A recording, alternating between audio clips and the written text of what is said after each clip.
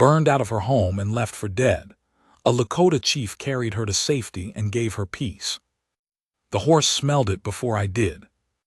She went stiff under me, not the spook of a snake or a coyote, something heavier, and I felt it come up through the saddle, through my thighs, that old animal knowing that had nothing to do with sight. Then the wind shifted south and I caught it too, not the clean bite of a grass fire, something with wood in it, boards and cloth and the particular sweetness of a life that's been burning a while. I was 2 days east of the Powder, riding back from a council I hadn't wanted to attend, my body sore from the long sit and my temper no better than the weather. The sky was the color of a dirty blanket, November. The land flat and gray in every direction, and the only shape breaking the horizon was a column of smoke already gone thin, already fading into that colorless sky like it was trying to forget what it had just done. I told the horse to go. What was left of the homestead was still smoking when I rode in.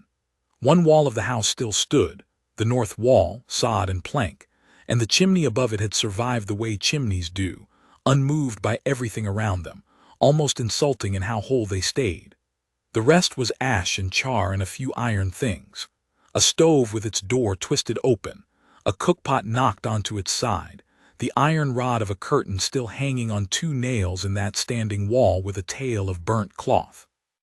The smell was deep and particular. I won't describe it further than that. The barn was gone. A ring of scorched grass told me where the fire had started, or at least where it had burned hottest, out to the southeast, and the tracks told the rest. 6, maybe 7 horses, unshod 2 of them, but most shod, not Lakota, not Cheyenne, white men or men who'd been riding with white men long enough to put iron on their horses. They'd gone west. I was turning the horse to go when I heard it. Not a voice. More like the sound a person makes when they've decided not to make sound anymore, a breath held wrong, the effort of stillness that isn't stillness. I'd heard it before. In my years as a young warrior, and then as a man who led men, and then as a man who simply tried to keep his people fed and alive through one more winter, I had learned what a person sounds like when they believe they are about to die and have chosen to meet it quiet. It came from the grass beyond the north wall. She was lying in the root cellar dugout, the door pulled nearly shut over her, frost grass packed around the edge. She'd pulled it from inside best she could, and then she'd lain still. Smart. Whoever set the fire had either not known about the cellar or had believed no one survived to find it useful. The door had scorched along one edge, 2 feet higher, and it would have caught. I opened it. She looked up at me, and I saw the whole calculation happen in her face in 1 second, not fear exactly, but a summing up, the kind a person does when they've already survived the worst and are deciding whether what comes next is worse or not. Her left eye was swollen nearly shut. There was blood dried on the side of her neck, come from somewhere in her hair. She'd wrapped her hands in her apron, and there were burns on her wrists and forearms, not deep but real, the kind you get pushing through fire to get somewhere. She was probably 40, maybe less, hard to say, the way hard years make arithmetic unreliable. Her dress was gray wool, half of it scorched black along the hem. She was shaking, though I don't think she knew it. I said in English, "I will not hurt you." She looked at me a moment longer, then she said, "My boy." I looked at her. She said it again. Her voice was barely there. My boy was in the barn. I got down off the horse. I went to where the barn had been. I don't want to say more about that than necessary. There was nothing to be done, and I came back to her, and I crouched down at the edge of the cellar, and I told her the truth, because I have learned that lies of comfort cost more than the pain they spare. She received it. That is the only word for what she did. She received it the way the ground receives hard rain, not without damage but without breaking. Then she said, "Help me up." Her left ankle was broken. She'd done it going down the cellar steps in the dark and the smoke. She told me later, and she dragged herself the last few feet and pulled the door and lain there for what she thought was most of a day. Couldn't put weight on it. Couldn't walk. I looked around at the burned homestead and the gray sky, and the tracks going west and the distance between this place and any other place a person might survive a coming storm in.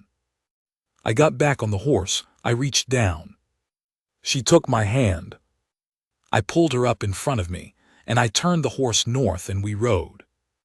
Her name was Clara Voss. She told me this an hour into the ride, her voice still thin but finding itself. She said it the way people give their name when they're not sure it means much anymore, not introducing herself, just placing herself in the record. Clara Voss. The homestead had been hers and her husband's and then just hers for 3 years since the fever took him. The boy was 12. She didn't say anything else about the boy. I didn't ask. My winter camp was half a day's ride north, in a bend of the creek where the cottonwoods broke the wind, and we had enough wood put up and enough dried meat to last the cold months if nothing went badly wrong. There were 11 families and some older men without families and a few young men who hadn't yet decided what they were going to do with themselves. It was not the camp of my younger years. We were not many, and I did not let myself think about that too closely. We were alive and together, and that was enough to work with. I rode in at dusk.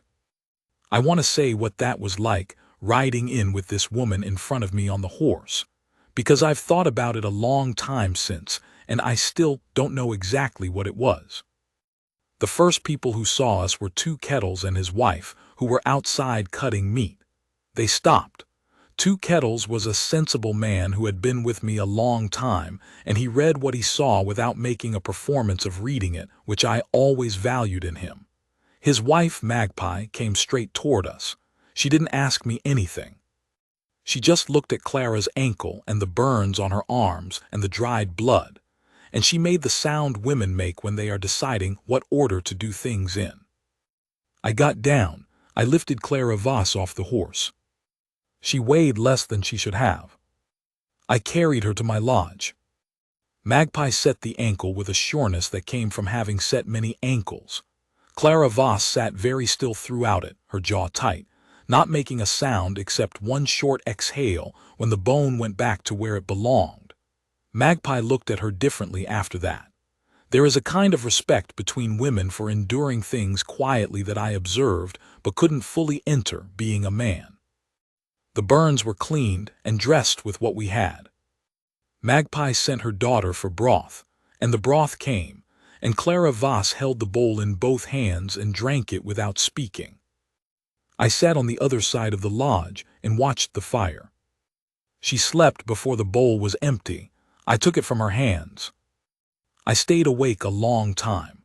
Not watching her, there was nothing to watch.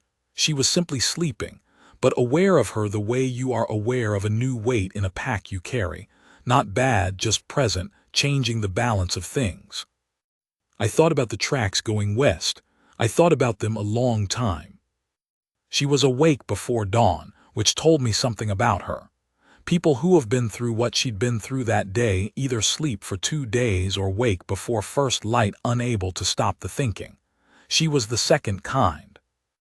I was outside when she managed to get herself to the lodge entrance. She'd found a branch inside, I'd left one there, thinking she'd need it, and she was using it as a crutch, the wrapped ankle held off the ground, moving with the careful deliberateness of someone who will not ask for help until the last possible moment. I had coffee on the small fire outside, the real kind, the last of what I'd traded for in September. I poured her a cup and handed it up to her. She stood there in the early gray, one hand on the lodge pole, the other wrapped around the tin cup, and she looked out at the camp waking up, the fires being stirred, a child running between lodges, 2 Kettles' horse pulling at the picket rope, and something happened in her face that I couldn't entirely name. Not relief exactly, something older than relief, like a woman setting down a thing she's carried so long she'd forgotten it wasn't part of her body. She said, "I don't know your name." I told her. She said it back carefully, the Lakota syllables slow in her mouth but not mocking, trying to get it right. Then she said, "I'm Clara." "I know," I said, "you told me." She looked at me then in a way nobody had looked at me in some time. Not with want, not with fear, not with the particular careful politics of council meetings where every look is a calculation. Just direct. Like she was seeing what was there and deciding it was enough to stand next to. She said, "Thank you for coming back for me." I said I didn't come back. I came for the first time. She thought about that a moment, then nodded. I won't pretend the camp's welcome was without difficulty. There were those among my people not cruel, just cautious, who looked at the white woman in my lodge and thought about what trouble follows a white woman, and they were not wrong to think it. We had learned by then what attention cost us. My cousin Red Hawk came to me the second day and laid it out plainly. Who had burned her out, likely who would come looking, the distance between their trouble and ours. He was a practical man. He spoke out of concern, not coldness. I listened to everything he said, and I told him she would stay until her ankle healed and she could travel. He accepted this. He was a man who knew when a thing was decided. What I did not say to Red Hawk, because some things a chief keeps to himself, was that I had already gone through this same argument inside my own head and arrived at the same answer, and the answer was not practical at all. It was older than practical. She had been left for dead on her own land and her boy was gone, and she had held that knowledge with a quiet dignity that I recognized, the dignity of someone who has already paid more than their share and is still standing. I was not going to ride her out to some town that would look at her with the particular pity that is a close cousin to blame. Not yet. Not until she was ready. She healed. That is too simple a way to put it, but it was how it felt, not gradual so much as deliberate, like watching a person decide to come back to themselves piece by piece. She was useful from the first day she could be. She didn't ask permission to be useful. She simply found what needed doing and did it. Magpie, who did not trust easily, was trading herbs and opinions with her by the fourth day. Clara Voss knew plants, had learned them from a German grandmother, and then added to that knowledge in 20 years of plains living. And what she knew and what Magpie knew between them made a formidable accounting. I watched this happen from a comfortable distance. I watched her one afternoon teaching 2 of the older children a hand-clapping game she'd known since she was small, her ankle still wrapped, her face lit in a way I hadn't seen before. Not the careful face she kept when adults were watching, but something open and easy. The face of a woman who, when she forgot to be sad, was a natural source of warmth. Then she caught me watching and the careful face came back, but not all the way back, not quite. We had 11 days of quiet before the trouble came. 4 men, white men, riding in from the south. Not the same men who'd burned her out. I learned later they were a marshal's group out of the new settlement 40 miles south, someone having reported a white woman taken by Indians. That is how they would have understood what they'd heard. That is how they would have said it. They rode in at midday, which at least showed some sense. A man comes to a Lakota camp at night looking for something. He shows what he thinks of us. These men came in daylight, careful, a white cloth on a short pole. The marshal was a lean man, older than his riders, with a face that suggested he'd lived long enough to know what he didn't know. I gave him credit for that. He said he'd had word of a woman, Clara Voss. He named the burned homestead. He said they'd come to see her safely return to her own people. I said she was here of her own choosing and could speak for herself. He looked at me for a long moment. Some men in that moment would have pushed. He was a man who didn't push until he understood the ground. He said, "I'd like to speak with her." I sent for her. She came out on her own, ankle still wrapped but walking without the branch now, moving with a careful steadiness. She looked at the marshal and his men, and then she looked at me, and I saw something in that look that I am still not sure I have the right words for. It was not a look that asked for anything. It was a look that settled something. She said I wasn't taken, I was carried. The marshal absorbed this. She said, "These people kept me alive. I'm not ready to go." He looked at her a long moment, doing his accounting the way lawmen do. Then he looked at me, then back at her. He said, "When you are ready, someone should escort you. It's a long ride." She said, "I know the distance." They stayed for water and then they left, and I watched them go, and I felt something in the camp relax that I hadn't quite registered as tense until it let go. I don't want to make more of those weeks than they were. A chief of my age knows the difference between a story that wants to become important and what actually happened, which is smaller and truer and doesn't need ornament. What happened was, she healed. She was useful and good-natured, and the children loved her. She and Magpie built a friendship on the common ground of plants and strong opinions. She grieved, at night, in her own way, quiet enough that I only knew because I was awake and the camp was still. Once I brought a fire up a little higher outside my lodge, and she understood what I'd done, and she didn't say thank you, which was the right response. We talked in the evenings. Long talks sometimes, the way people talk when there's no performance to give, just the back and forth of two people who have seen enough that honesty is easier than anything else. She told me about the homestead, the years of it, the particular stubbornness of building something from nothing on hard ground with a man who laughed when the work was hardest. She told me about her grandmother and the plants. She told me once about the boy, and then she didn't want to talk any more that night, and I let it rest. I told her things too. About the changes I'd watched come in my lifetime, the smallness of what we were now compared to what we'd been, the effort of keeping 11 families alive through a winter without losing your sense of who you were.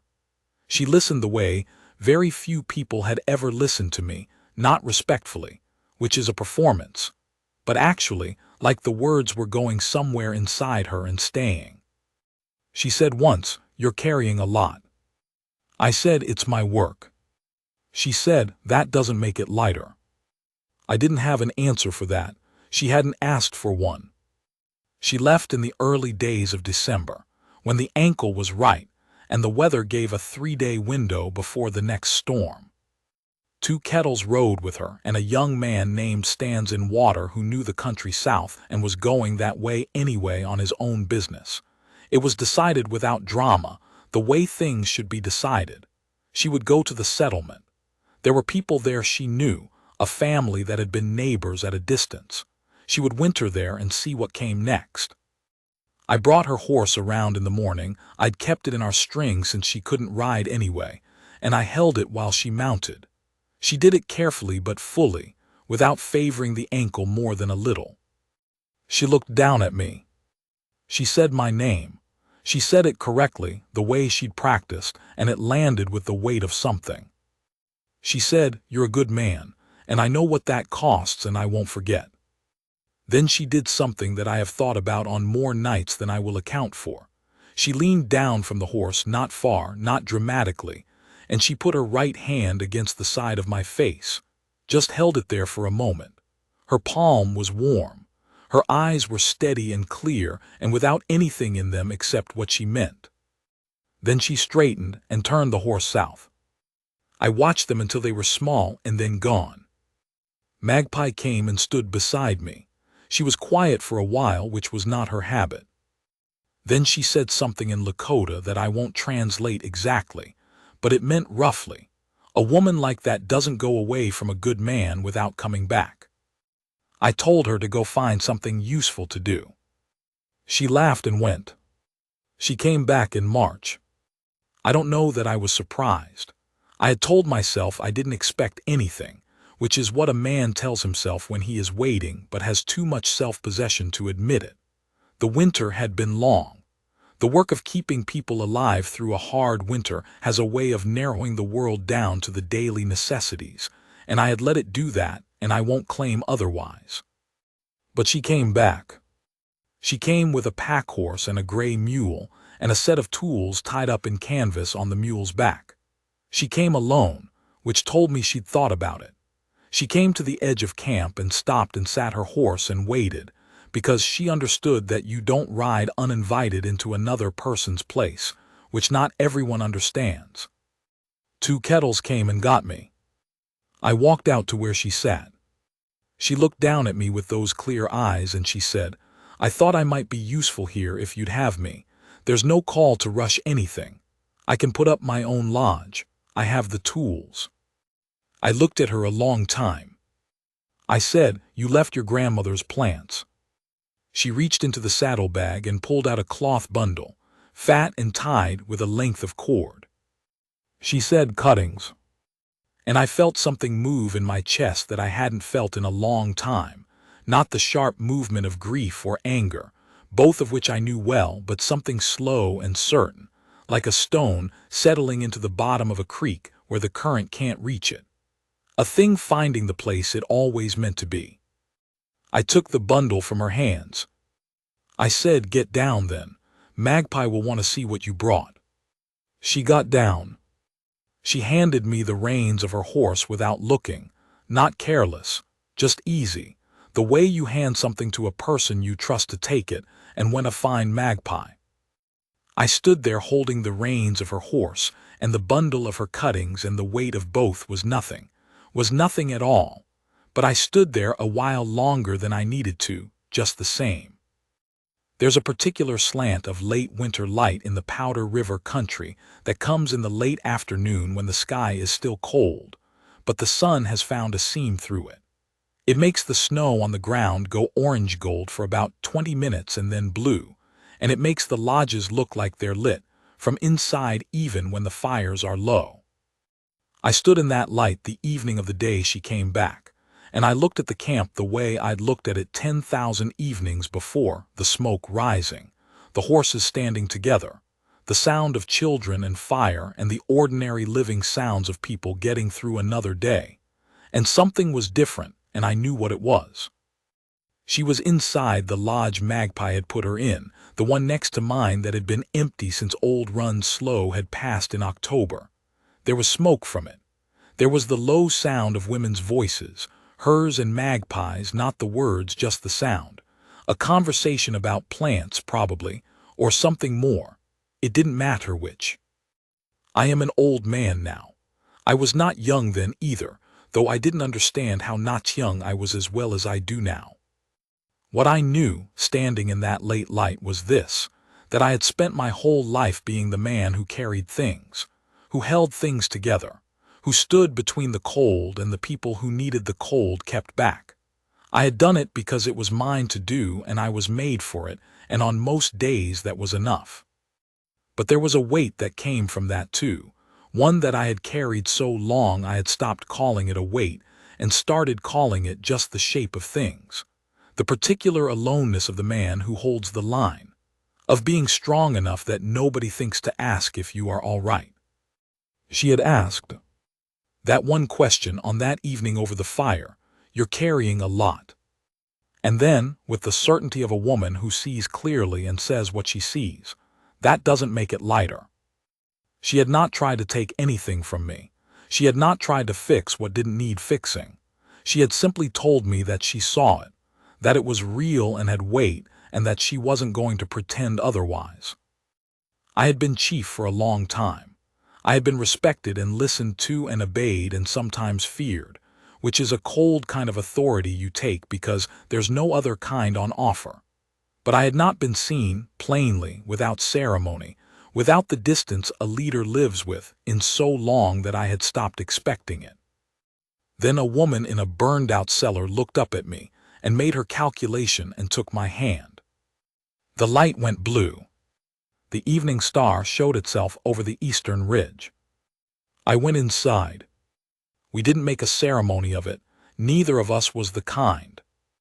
What we made instead was a life, the ordinary daily construction of one. The mornings with coffee and the evenings with talk, the work of the season, the fights you have when two people with strong characters share a small space, the settlement that comes after the fights, which is a different and better kind of quiet than the quiet before. She put up her own lodge that first spring and maintained it. She was not a woman who dissolved into someone else's life. She brought her own into it alongside.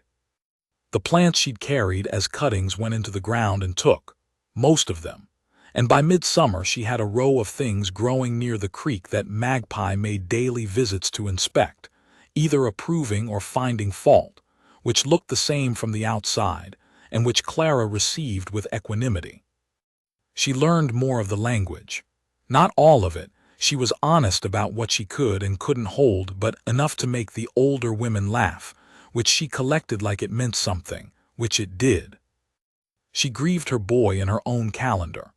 There were days when she was elsewhere, even when she was right there, and I learned those days and gave them what they wanted, which was space and a fire and sometimes a hand without words. I'm not going to say the grief went away. It didn't go away. It changed shape, the way grief does when you live with it long enough and stop trying to put it outside. She carried her boy inside her, and that was where he belonged, and I didn't ask her to put him down. What I had given her, shelter, warmth, safety, belonging, the community of Magpie and 2 kettles and a camp of people who came to value her, I had given because it was mine to give and she had needed it. That is not nothing. The man who can provide what a person needs when they need it most is not a small man. But here is what I'll say, and then I'm done. She gave me back the one thing I hadn't known I'd lost. Not love, though that came. Before love there was this being seen. Being known exactly for the man you are, not the chief, not the leader, not the steady, immovable one the storms break against, but the man underneath all of that, tired and good and doing his best, and carrying more than any one person should carry. Being known by that man's right name. A woman who'd been through the worst thing looked up at me from a burned-out cellar and decided I was worth taking a hand from. That is not nothing either. That is, in fact, everything. There's a morning I come back to, of all the mornings. Late spring, 2nd year she was with us. The creek was running high with snowmelt, and the cottonwoods were that particular green they only are for about 2 weeks, so sharp it almost hurt. I had come back from checking the horses at first light, and she was outside already, crouched in the small garden she'd made, her hands in the dirt, doing something with a root she'd been worried about. She didn't hear me come up because the creek was loud. I stood and watched her work, just her hands moving in the dirt, sure and careful, the set of her shoulders not tense but concentrated, the way she tucked her hair back without looking up, the same gesture I had seen 100 times. Then she sensed me, not heard me, sensed, and looked back over her shoulder. She didn't say anything. She just looked at me the way she had by then learned to look at me, which was the way I said before, plain, without distance, without ceremony, like a person seeing what is there. Then she turned back to her root and went on working. I went to get the coffee on. That's all, that's the whole of it. The creek loud, the green that hurts to look at, her hands in the good dirt, the ordinary plain weight of a morning that is yours. That's what I wanted to tell you about.